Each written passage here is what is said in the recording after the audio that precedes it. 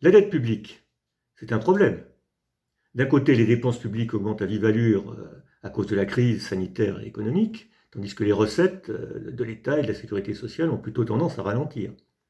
Pour combler l'écart, l'État est en train d'emprunter massivement sur les marchés financiers. Alors, face à ce problème, quelle réponse peut-on apporter? Une première réponse qu'on entend souvent dans les milieux antilibéraux, c'est de dire annulons la dette et fonctionnons sans dette. La dette, c'est très mauvais, il faut se libérer de cette malédiction. Le problème, c'est que ce langage ressemble par certains côtés avec celui des libéraux, des marchés financiers, des gouvernements, qui nous expliquent que c'est très dangereux, la dette publique, que c'est un fardeau insupportable que nous laissons aux générations futures et que par conséquent, il faut essayer de s'en débarrasser. Par exemple, c'est au nom de la limitation de la dette des hôpitaux que le système hospitalier a été dévitalisé dans notre pays entre 2010 et 2017. On voit les résultats aujourd'hui.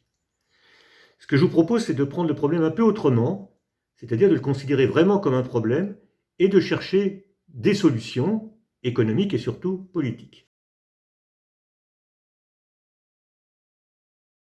Premier temps de cet exposé introductif, de quoi est-ce que l'on parle quand on parle de la dette? Là, il y a, je crois, trois choses à dire. La première, c'est qu'on sous-entend en général dans ces cas-là la dette publique. Mais il est très important d'avoir conscience qu'à côté de la dette publique, celle de l'État, des collectivités territoriales et de la sécurité sociale, il y a aussi la dette privée, celle des entreprises et celle des ménages particuliers. Et la première chose qu'il faut savoir, parce que c'est un élément qu'il faut absolument avoir présent à l'esprit, c'est que, en général, dans la plupart des pays, la dette privée représente un montant plus élevé que la dette publique. C'est le cas en France. On sait plus ou moins que la dette publique, c'est à peu près le montant du produit intérieur brut, 98,1% du PIB en 2019. Mais la dette privée, celle des entreprises et des ménages, c'est 135% du PIB. Quand même beaucoup plus.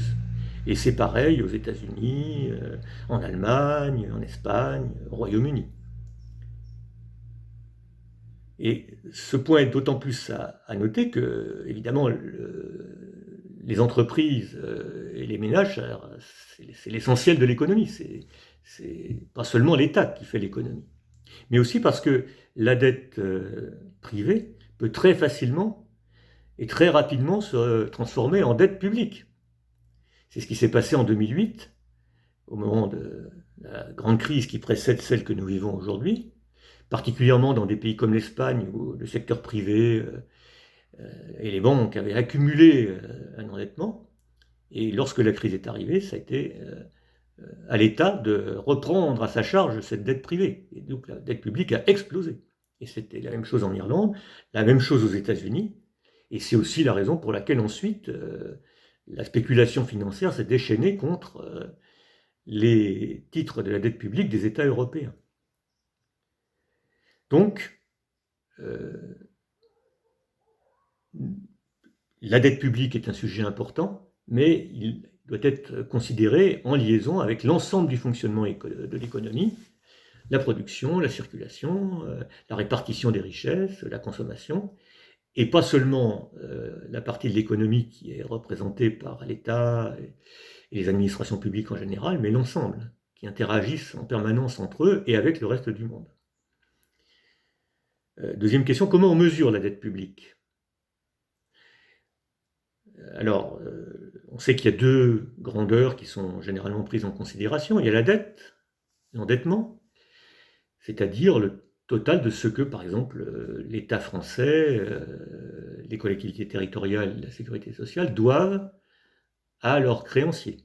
C'est le total de ce qui a été emprunté au cours du temps, moins bien sûr ce qui a été remboursé depuis.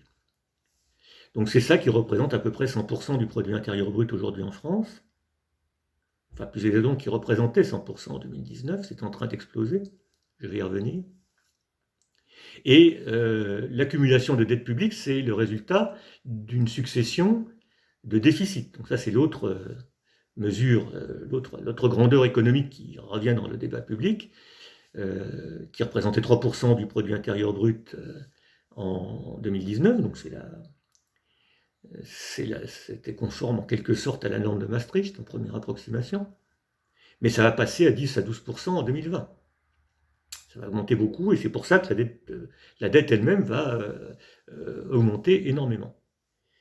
On aura remarqué que donc ce qui nous intéresse aujourd'hui, c'est la dette publique en tant que mesure de l'ensemble des fonds qui ont été prêtés par des créanciers aux administrations publiques françaises. Alors on aura remarqué que tout ceci est mesuré en pourcentage du produit intérieur brut. Pour deux raisons, parce qu'il faut bien évidemment tenir compte de la taille du pays. Un plus grand pays a normalement une dette plus grande qu'un petit pays. Mais aussi parce que c'est très important d'avoir la comparaison entre la façon dont évolue le montant qui est accumulé de dettes contractées auprès des créanciers de l'État, et d'autre part le dynamisme de l'économie. Si on crée beaucoup de richesses très rapidement, il est facile de rembourser la dette et on peut s'endetter sans trop de crainte. En revanche, si c'est un peu comme c'est le cas en particulier cette année, et ça risque d'être encore le cas pendant un bon moment maintenant, si la dette s'accumule et que la production, l'activité économique, la création de richesses par le travail des gens dans l'économie augmente moins vite, alors à ce moment-là, on va avoir effectivement une augmentation de la dette mesurée en pourcentage du produit intérieur brut. Et ça peut être un problème. Troisième question précisément, est-ce que la dette publique, en quoi est-ce qu'elle est un problème dans la situation d'aujourd'hui? Eh bien, en effet, elle est en train d'augmenter considérablement. D'après les prévisions, la Banque de France prévoit que la dette publique va passer de 98,1% du PIB en 2019 à 120% en 2020. Et ça va augmenter encore un peu les années suivantes, dans les prévisions officielles, qui ne prennent pas en compte les hypothèses les plus pessimistes. Et évidemment, on nous aurait dit ça il y a quelques mois, évidemment, les cheveux de tous les idéologues néolibéraux et de tous les défenseurs de l'orthodoxie financière se seraient dressés sur leur tête et ils nous auraient dit qu'on allait à la catastrophe. Aujourd'hui, on ne dit pas qu'on va à la catastrophe parce qu'on ne peut pas faire autrement que d'augmenter les dépenses publiques et on n'a pas l'argent pour financer ces dépenses publiques, puisque l'économie ralentit. Et quand l'économie ralentit, les impôts ralentissent, les recettes publiques ralentissent, les cotisations sociales ralentissent. Donc on est face à une situation où on peut avoir une évolution dont on peut se demander si on peut la contrôler. Alors maintenant, deuxième partie de cet exposé, si on considère que nous avons aujourd'hui un problème d'endettement public, il faut tâcher de trouver des solutions.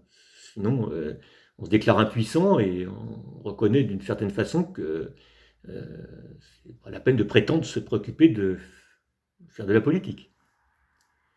Et donc si on cherche des solutions, il me semble que ça conduit à répondre à deux questions. Première question, est-il légitime pour un État de recourir à l'emprunt pour financer une partie de ses dépenses? Et la deuxième question, c'est auprès de qui faut-il emprunter si l'emprunt est légitime? Alors première question, une des difficultés, c'est que depuis 30 ans, nous vivons dans une idéologie qui nous incite à répondre plutôt non. Il ne faut pas emprunter puisque c'est ce qui est écrit dans les critères de Maastricht. Ne pas dépasser 3% de déficit annuel, ne pas dépasser 60% de dette publique. Alors, mais précisément, puisque nous avons 30 ans d'expérience derrière nous, nous pouvons dire que cette doctrine est fausse. Depuis que nous avons ces critères, l'économie de la zone euro ne se porte pas mieux qu'avant, ni que dans le reste du monde. L'emploi ne s'est pas davantage développé, la qualification des travailleurs non plus. Le bien-être global, on ne peut pas dire que le bilan soit à la hauteur de ce qui nous avait été promis à l'époque. D'ailleurs, ironiquement, c'est précisément au moment où on conclut le traité de Maastricht que la dette publique augmente en proportion du PIB. Et ça s'explique très bien par les conditions économiques de l'époque. En particulier l'effet négatif que ces critères ont exercé sur la capacité des économies de la zone euro à créer des richesses. Si on crée moins de richesses, on a beau s'escrimer à réduire la dette, de toute façon, elle va augmenter plus vite que les richesses qu'on crée. Donc c'est de ça qu'il faut sortir. Et il est assez largement admis, et ça a été volontairement oublié par les gouvernements pendant plusieurs décennies, que oui, recourir à l'emprunt pour un État, pour des collectivités publiques, c'est efficace, c'est légitime, à condition que ce soit efficace du point de vue économique et j'ajouterais du point de vue social et du point de vue écologique. Si les sommes qui sont empruntées ont pour effet de rendre plus dynamiques les services publics, avec des effets positifs sur la demande et sur l'efficacité de l'économie nationale, alors, oui, il faut emprunter avec discernement, mais avec l'objectif de faire certaines dépenses qui répondent à certaines conditions. Et un des problèmes que nous avons aujourd'hui, c'est que ce n'est pas le cas depuis au moins 30 ans. Pour me faire comprendre, je donne un exemple très actuel, puisque nous avons un besoin énorme de développer le service public de la santé, le service public hospitalier. Et donc, supposons, pour simplifier, que pour résoudre ce problème, il soit nécessaire de construire un nouvel hôpital. Ça paraît assez logique. La crise du système hospitalier, elle a été révélée par l'épidémie actuelle, mais ça fait plus d'1 an que les personnels se battaient pour obtenir une autre gestion du service public de la santé. Alors, si je veux construire un hôpital aujourd'hui, il va falloir que je commence par installer les locaux. Ça va prendre un certain temps, éventuellement plusieurs mois, voire plusieurs années. Je vais donc dépenser l'argent nécessaire pour la construction des bâtiments, pour l'installation des matériels à l'intérieur, pour l'acquisition des médicaments, de tous les moyens matériels qui permettent à l'hôpital de fonctionner. Mais surtout, je vais être amené à embaucher le personnel qui va travailler dans cet hôpital. On estime aujourd'hui, et je crois que ça n'est pas du tout exagéré, qu'il faut d'urgence embaucher dans le secteur hospitalier public au moins 100 000 personnes, des médecins, des infirmières, des aides-soignants, des personnels administratifs, des brancardiers. Et il faut les former. Par exemple, former un médecin, ça prend 10 ans. 10 ans pendant lesquels sa formation va engager des dépenses. Éventuellement, on va le payer comme stagiaire, comme interne, ou comme étudiant bénéficiant d'une allocation d'études. Et puis on va payer ceux qui s'occupent de sa formation, et tout ce qui concourt au coût de cette formation. Et puis au bout de 10 ans, la personne ainsi formée va commencer à soigner des malades, à sauver des vies, à améliorer le bien-être des patients et globalement le bien-être collectif. Donc ça sera très bon du point de vue de la santé, très bon du point de vue de l'état de bien-être de la population. Et ça sera aussi très bon du point de vue économique, parce que ce travail, ce sont des richesses. Et ces richesses seront en l'occurrence reconnues par le droit que la sécurité sociale aura de prélever une partie des richesses produites par l'ensemble de l'économie nationale pour financer les traitements des personnels hospitaliers qu'elle aura embauchés 10 ans auparavant, qu'elle aura formés depuis 10 ans. Et donc ces richesses, elles seront là, parce que nos médecins, nos infirmières travailleront et produiront des richesses. Et ça sera dans 10 ans. Aujourd'hui, ils ne le font pas. Ils sont encore en formation, ils ne sont pas encore embauchés, les bâtiments ne sont pas encore construits. Donc pendant un certain temps, il faut dépenser de l'argent et il ne rentre rien dans les caisses de sécurité sociale en tant que résultat de cette dépense. Le résultat, il interviendra plus tard. Alors il faut aller chercher l'argent quelque part. Mais est-ce qu'on va le chercher dans le budget d'aujourd'hui, de l'année 2020 ? Qu'est-ce qu'on fait ? Le budget, les recettes, avec la récession, l'activité qui s'effondre, les recettes fiscales, les recettes de la sécurité sociale diminuent. Et on ne va pas aller piocher dans le budget de l'éducation, de la recherche, de la justice, au moment où, au contraire, on a un besoin de développer les services publics. Le service public de la santé, c'en est un très important, mais tous les autres ont des besoins analogues. Donc il faut aujourd'hui dépenser beaucoup d'argent pour les services publics, et cet argent, il ne rentre pas dans les caisses de l'État et de la sécurité sociale. Donc il faut bien aller chercher ailleurs, il faut l'emprunter. C'est à ça que ça sert l'emprunt, c'est un mécanisme économique parfaitement normal et parfaitement légitime. Et même indispensable, en réalité. Alors c'est ce qui me permet en incidente de faire une remarque, c'est que puisque l'endettement est légitime, il l'est parce qu'il permet de faire des dépenses aujourd'hui et des dépenses de demain pour des effets demain. Ça veut dire que si on se contente de réclamer l'annulation de la dette existante, bon, c'est très bien, il faut souvent annuler des dettes, Mais ça ne résout absolument pas notre problème. Notre problème, c'est les dépenses de demain. Il faut aller pouvoir les emprunter quelque part. Et déclarer l'annulation d'une dette publique, ça ne résout pas ce problème, quelquefois même ça le complique. Mais, et c'est là que j'en arrive à la deuxième question à laquelle il faut être capable de répondre, où aller chercher cet argent? Aujourd'hui, là encore, la réponse, elle est assez simple. Bon, les collectivités territoriales, la sécurité sociale empruntent un peu aux banques, mais massivement, la source de financement et la totalité du financement de l'État, qui est le gros de la dette publique, il est contracté sur les marchés financiers. C'est-à-dire que l'État français émet des titres, des obligations assimilables, des bons du Trésor, des bons à moyen terme, qui sont achetés par des financiers. Alors les financiers, c'est les banques bien sûr, mais surtout des compagnies d'assurance, des multinationales qui ont de l'argent à placer, des fonds de placement, des fonds de pension. 56% de ces détenteurs de la dette publique française en 2019, c'était des non-résidents, donc des gens qui ne sont pas basés en France, des institutions qui ne sont pas basées en France. Et alors maintenant, imaginons un instant si nous disons à M. BlackRock, au PDG de Goldman Sachs, au PDG ou à M.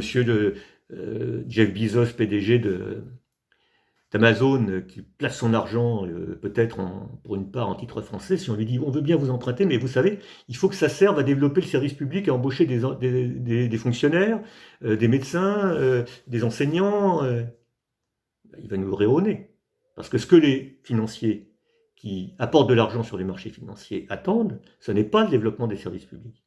C'est la baisse du coût du travail, c'est des politiques économiques qui visent à améliorer la rentabilité du capital privé et non pas à développer l'efficacité des services publics et avec elle l'efficacité de l'économie. Par exemple, ce qui plaît beaucoup au marché financier, c'est ce que fait le gouvernement Macron en ce moment même, c'est diminuer les cotisations sociales et distribuer des aides aux entreprises. 200 milliards, c'est plus que ce que l'État français emprunte chaque année sur les marchés, et c'est ce qui va gonfler les profits des grandes entreprises, le CICE. Et donc si on leur dit nous allons emprunter, mais vous savez c'est pour faire une politique qui est totalement contradictoire avec tout ce que vous voulez, eh bien ils ne seront pas d'accord, et ils ont les moyens de se faire entendre. Du moins le pensent-ils, tant qu'on ne combat pas de front la domination du capital sur le financement de l'économie.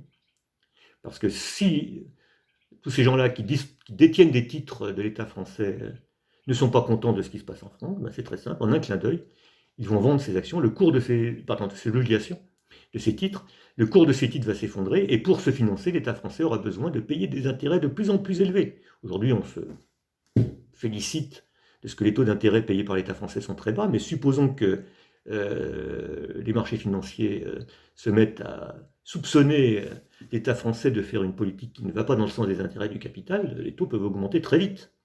L'État français a dépensé 36 milliards d'euros l'année dernière en intérêts.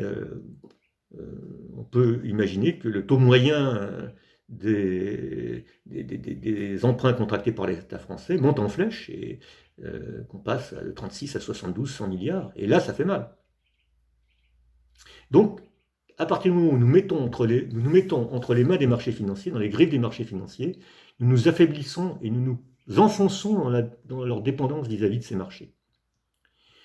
Et malheureusement, c'est ce que le gouvernement français est en train de faire, en empruntant à tour de bras. Et aussi, on nous a vanté les mérites de l'accord imposé par Angela Merkel et Emmanuel Macron et qui conduit à la possibilité, semble-t-il, il va falloir voir comment c'est mis en œuvre, de lancer des emprunts à l'échelle de l'Union européenne, quelque chose comme 390 milliards pour faire face à la crise, disent-ils. Et ce sont des emprunts sur les marchés financiers.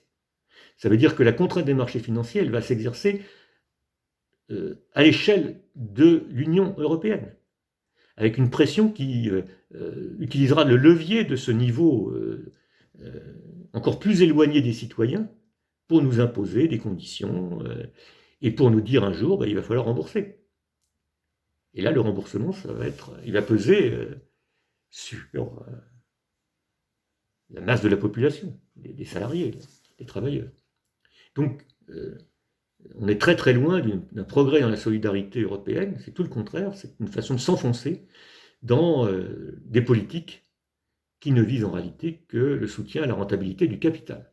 Donc c'est à ça qu'il faut s'opposer, je crois, et c'est à ça qu'il faut s'attaquer. Alors est-ce qu'on peut le faire?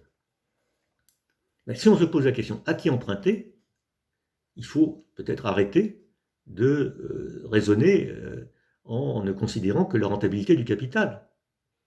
Et regarder un peu autour de nous. Or, ce qui se passe autour de nous, c'est un phénomène assez extraordinaire, c'est qu'en ce moment même, la Banque Centrale Européenne est en train de déverser des masses d'argent sur le système bancaire. Elle est en train de prêter 3 000 milliards d'euros aux banques à des taux inférieurs à zéro, et sur les marchés financiers. La Banque Centrale Européenne est en train d'acheter, alors elle est à peu près à mi-chemin dans son programme d'achat, elle est en train d'acheter 1350 milliards de titres sur les marchés financiers. C'est-à-dire que c'est BlackRock, c'est Amazon, c'est Total, c'est AXA, c'est Goldman Sachs qui détiennent des titres, la Banque Centrale Européenne les leur achète. Ça veut dire qu'elle prend les titres, elle les met dans son portefeuille, et en échange, elle leur donne de l'argent, puisque c'est un achat. Et avec cet argent, qu'est-ce qu'ils vont faire? Ils vont spéculer, ils vont faire encore plus pression sur les États, sur les entreprises, sur l'économie mondiale, pour que cette économie tourne, je dirais, à la schlag du capital international. Donc c'est une très mauvaise politique. Elle doit être absolument combattue, parce que si on laisse faire les choses comme ça, on aura toutes les meilleures attentions du monde, avoir tous les meilleurs programmes sociaux, écologiques qu'on voudra. De toute façon, on n'aura pas arraché un atome de pouvoir à la finance et au capital. Donc il faut avoir le courage de mener ce combat-là. Et opérationnellement, les techniques qui permettraient de faire autrement existent. C'est-à-dire, pourquoi faudrait-il absolument que le financement de la Banque Centrale Européenne passe par le détour des marchés financiers? Il serait beaucoup plus rationnel que cet argent soit utilisé de façon ciblée pour financer des dépenses de développement des services publics qui soient démocratiquement décidés, élaborés, exécutés, contrôlés dans chaque pays, à partir de besoins exprimés dans chaque région, dans chaque bassin d'emploi, partout où il y a besoin de développer les services publics. De même que on peut identifier les besoins de développement de l'emploi, de la formation à tous les niveaux géographiques.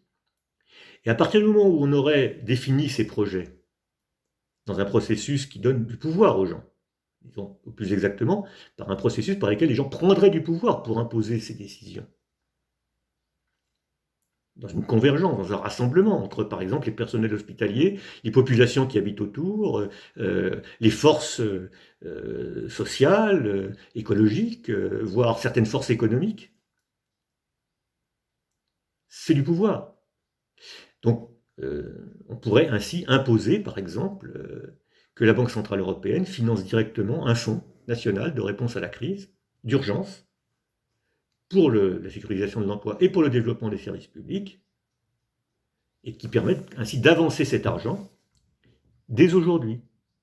Par exemple, la Banque Centrale Européenne pourrait prêter, enfin, la Caisse des dépôts et consignations pourrait prêter cet argent à ce fonds national, et ensuite, elle pourrait, comme elle en a la possibilité, même dans le cadre de la législation existante, refinancer, comme on dit, ce prêt auprès de la Banque de France et de la Banque Centrale Européenne. Si on évalue un petit peu les besoins urgents, c'est quelques centaines de milliards d'euros, peut-être 300 milliards. Ça correspond à peu près au montant des titres de l'État français que la Banque Centrale Européenne est en train d'acheter avec les autres banques centrales de l'eurosystème, je passe sur les aspects techniques, sur les marchés. Donc c'est une alternative qui a pour elle la rationalité et la simplicité, et qui juridiquement peut être exigée dès aujourd'hui. Donc c'est un objectif politique qu'on peut se fixer. Il est important de souligner que donc, ce projet politique, il entre en cohérence avec les autres aspects de l'action économique et politique et sociale. par exemple une autre fiscalité, en particulier une fiscalité des entreprises, une autre sélectivité du crédit, un autre type de financement de la sécurité sociale, reposant toutes sur l'action qui peut être exercée à travers les services publics et à travers un autre financement des entreprises, à travers le levier du crédit bancaire, pour contribuer à imposer une logique de gestion de l'économie en ce qui concerne le secteur public comme en ce qui concerne la gestion des entreprises, une logique qui repose sur la sécurisation de l'emploi et de la formation pour toutes et pour tous, le développement des capacités humaines à la fois comme objectif en soi et comme condition de l'efficacité économique.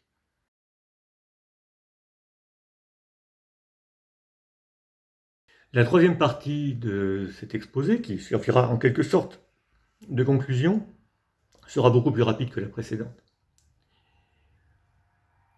Si on considère qu'une solution au problème de la dette est de mettre en cause la domination des marchés financiers en s'appuyant sur le levier que représenterait une bataille politique pour une autre utilisation de l'argent créé par les banques et par, en l'occurrence, la Banque Centrale Européenne, alors est-ce qu'on peut faire quelque chose tout de suite? Alors la réponse est oui.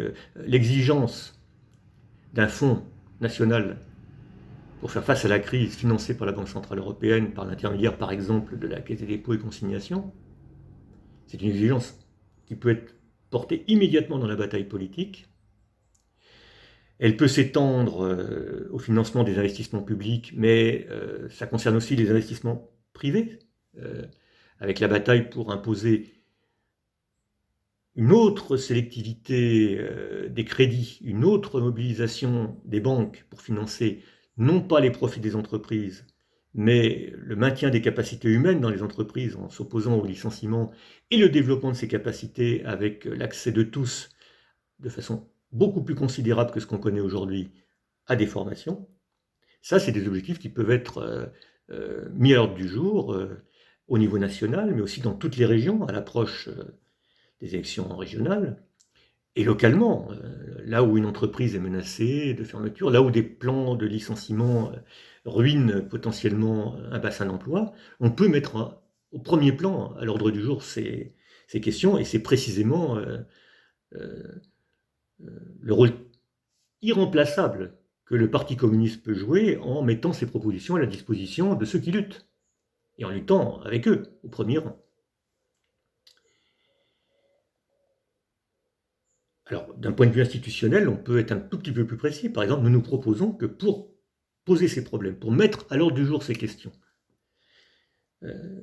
la réunion de conférences régionales qui rassemblerait l'ensemble des acteurs de l'économie, les acteurs sociaux, les syndicats, les représentants des entreprises, du système financier, mais aussi les associations, tous ceux qui luttent pour le social, pour l'écologie, pour le développement des territoires, et pour définir ensemble des objectifs très précis en matière d'emploi, de formation et de développement des services publics. Ça pourrait se faire en urgence sous l'égide des conseils régionaux ou avec la participation des conseils économiques et sociaux régionaux. Donc on n'invente pas, on invente des institutions nouvelles, mais on les invente à partir de quelque chose qui existe, qui ne demande qu'à se développer, et je pense qui répond à quelque chose qui est profondément attendu dans les populations.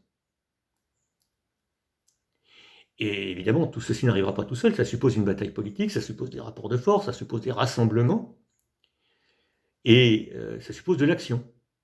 Et de l'action, on en a. Par exemple, chacun peut-être, enfin tous ceux qui ont pu observer ça d'un peu près, ont été frappés par le succès assez inattendu de la pétition qui était lancée en plein confinement, sans aucun soutien d'aucune organisation quelconque, avec très peu de moyens, mais avec un engagement de personnalités représentatives du mouvement social, sur le thème des milliards pour l'hôpital, pas pour le capital. On est en plein cœur du sujet. Et cette bataille-là, elle est tout autant d'actualité aujourd'hui qu'elle l'était au mois d'avril.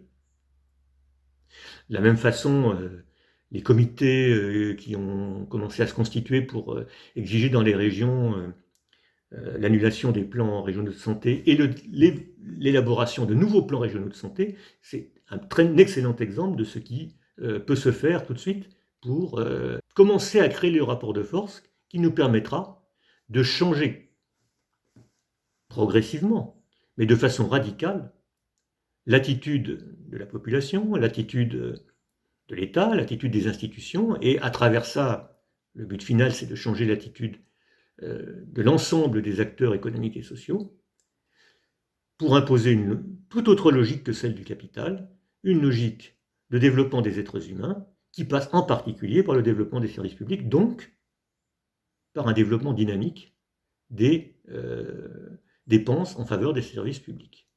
Et si on obtient ainsi une mobilisation de l'argent de la Banque Centrale Européenne, alors on aura la possibilité de démontrer que cet argent est bien utilisé, qu'il se traduit par plus de richesses créées, que par conséquent, l'endettement ainsi contracté au départ du processus n'a rien d'excessif. Et si, au bout de quelques années, il est nécessaire de rembourser cet endettement, ou une partie de cet endettement, parce que tout n'est pas forcément, ne sera pas forcément l'objet d'un remboursement. On peut imaginer que l'argent créé par la Banque Centrale Européenne soit prêté pour toujours et sans intérêt. Mais ça aura d'autant moins d'importance que dans quelques années, si cette logique, ce cercle vertueux qui s'imposerait contre les cercles vicieux de la crise, si ce cercle vertueux s'impose, à ce moment-là, les richesses créées dans l'économie, le bien-être de la population, le côté soutenable que prendra cette création de richesses, y compris du point de vue écologique, fera que, effectivement, à ce moment-là, la dette ne sera plus une malédiction, ce sera un problème auquel on aura trouvé une solution.